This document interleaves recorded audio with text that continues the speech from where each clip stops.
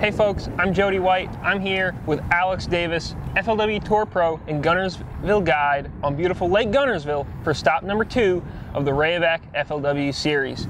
Alex, we've been kind of talking around here, and it sounds like Guntersville is fishing really weird right now. What's the lay of the land out there? Guntersville's off right now. To me, it's just in a funk. Before we went to Toho, the fish was all on the river ledges where they should be. And since we've got back, the waters went up 20 degrees, and I believe the fish are coming shallow or coming to do their spawn because it's middle of March and the water's getting warm, but there's something just off. The grass hasn't really come on like it's supposed to, and it's just not typical conditions for Guntersville. Okay, so you talked about the grass not being on like it's supposed to be. What is it supposed to be like, and what is it right now then?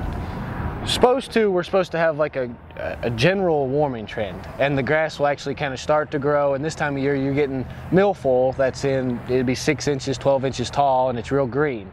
And now you can go miles without seeing any, where we're in history, that's where it is. It's not. And if you can find some, that's great. But even when I have found some, it doesn't make the world of difference. Okay, now just looking around here at, what's up on the banks, there's a lot of pieces of chopped up eelgrass. That's a pretty recent addition? It seemed like a couple years ago, way up the river, I saw a bunch of eelgrass coming, and I always said, well, I hope it doesn't ever grow down the river. And now, as you can see right in the corner, we have eelgrass everywhere. It's so bad, sometimes if you get on the actual channel, it'll be like a mat where you can't even fish. You can't cast because when your bait hits, it just hits eelgrass. So you have to bring your punching stick out for 30 feet of water at a river ledge. It's a new technique. I think it might win here this week, actually. Okay, well, so I guess speaking of what's gonna win here, we're talking next to Jonathan Henry. He's won here before. He's a Guntersville guide like you are. And he is also fishing down on the bottom of the lake today. Why is it that we've run into both of you guys on the bottom of the lake? History, why do you think? History, like we said, history says that most of the tournaments are won from, I say, waterfront down, the lower end of the lake. Seabold, All Reds, Browns Creek, that's generally where tournaments are won. But this year, something's just off. I don't think history's gonna repeat itself. That's why we pulled out and we're relocating after this.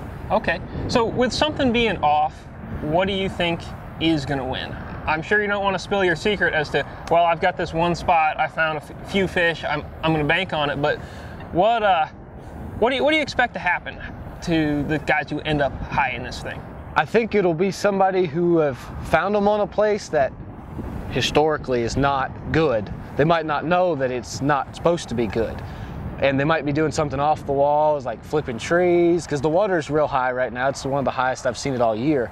So you might, somebody might get on a dock bite or flipping trees, just something that's kind of out of the box that's not the norm for Guntersville. Okay, and the norm this time of year is a rattle trap, something like that, fishing around that chatterbait, Alabama rig, fishing and jerkbait, fishing around the new grass. That's the norm.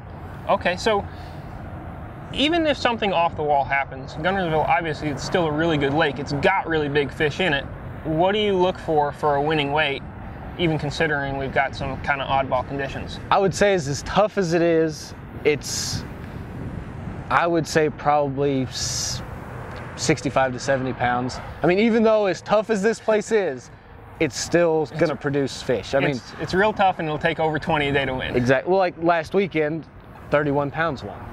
Granted, now second place was 19 pounds, 31 won. So if somebody can catch a 30-pound bag and then catch a 20-pound bag, and then they're slipped the last day of 14 or 15, I still think they can win, all because of one big stringer that this lake can produce. Okay, well, Alex, thanks for coming here. Thanks for giving us the lowdown on Guntersville. Best of luck this week, and folks, follow along at flwfishing.com for the whole deal about this second stop of the Southeast Division.